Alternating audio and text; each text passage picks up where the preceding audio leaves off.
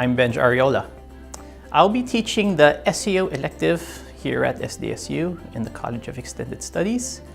The beauty of SEO, if you're going to compare it to traditional marketing, is your customers are searching for you. The fact that they're searching for you instead of you reaching out for them, half of the sales process is already there.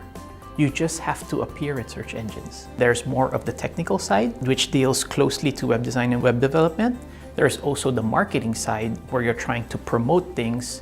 And there's also the content writing side, where you get the talents of journalists and writers.